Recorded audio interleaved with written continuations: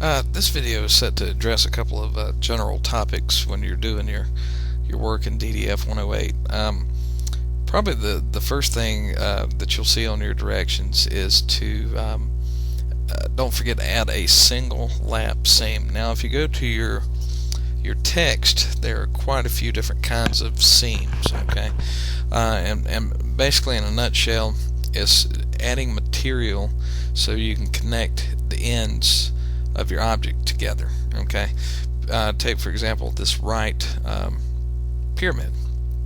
Okay, now these are the ends, and these lines in the middle are fold lines. Okay, now if you fold those around, this end, this line, and this line will eventually come together. Okay, and they will join. Okay, now what you want to do is add a little material so you can connect it. Alright, it could be a weld, or just if you wanted to print this out at home, you'd have an extra edge that you could tape the two ends together. Okay, now this is really a formality more than anything, so don't get bogged down on this by any means, but I guess a good way to do this would be to just for example, draw a circle out like that. Okay, and then you could just add a line,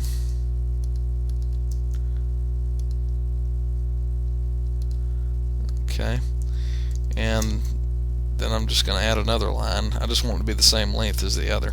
Okay, and then connect the two endpoints. Now this is not a textbook type seam. Okay, I just want you to realize that and basically show me that these ends will go together. Okay, now you don't have to put them on both ends. You only have to put the material on one end for it to go around. And also in the directions, a couple of times I'll ask you to measure the area.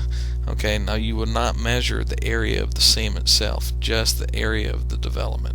Okay, so don't get confused there. And again, you just want some kind of seam. Okay, and it's usually tapered in.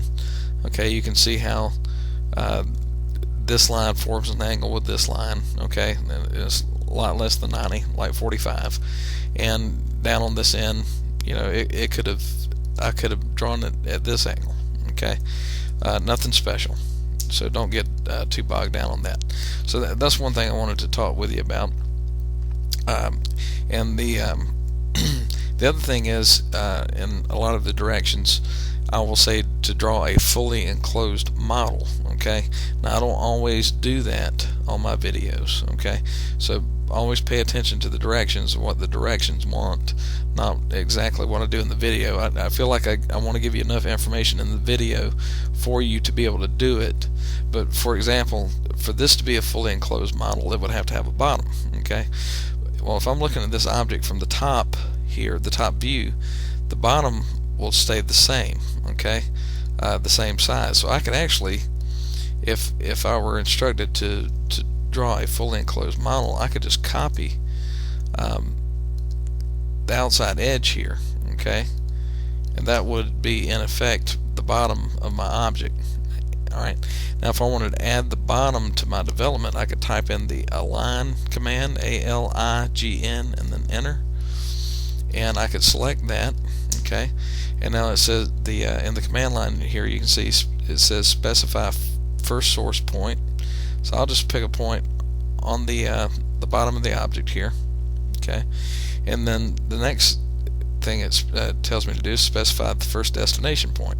Alright, so I want to tell it where I want that point to go. So this is my first destination point. And now it says specify second source point.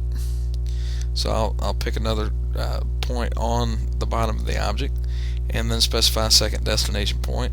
I'll pick up the appropriate point on the development. Okay, and once I do that, I can hit enter twice. Okay, and you can see that AutoCAD automatically aligns the two objects together. Okay, okay, and that's an example of the right pyramid. Now, if you had something like a circle or a right circular cone, all right, to enclose it, you would also need a bottom. Okay, and in this case, it's simply just the circle itself. Okay, so you can just copy that out, and pretty much anywhere you'd like to, you can move the circle. Okay, and you can just snap it right there, and then when these two ends come together, alright, that bottom would flip underneath and you would have a complete right circular cone. And if I were to say I want a single lap seam on this one, for example, I could just go in and draw a small seam,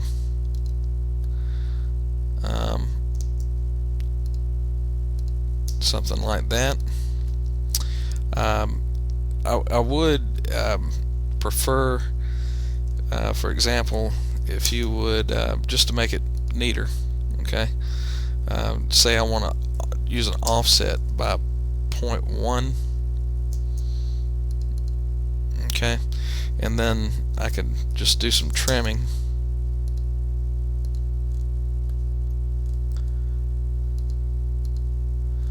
So that's probably a good habit to get into. So let's utilize that, and an offset, and then an angle like that. Okay, and if you wanted to, technically you would need to add seams to either this arc or the circle. Okay, and one way to do that in this case is just you could use offset again.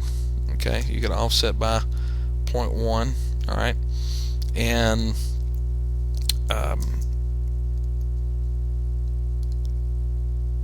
you could draw a line such as that, and then perhaps one like that, and then use the mirror command. Okay, and you can mirror that line back across the first line, and then you could just erase that line and then trim off the excess. You could match properties. Okay, and then you could use the array command. Okay, you can select these objects, and you can do a polar array, and then I ask you to specify the center point, and you could just say you wanted 12 of them, okay, to go around the circle. You can just hit OK. Alright, and it creates the seams for you. Alright, and that's just an idea. Like I said, I don't want you to get bogged down on the seams. That's just a formality, but definitely don't forget to enclose the objects, and that is important, and that will you will lose some points if you forget to do that. Okay, so I'm gonna go ahead and wrap this video up, and look for the next video in the list.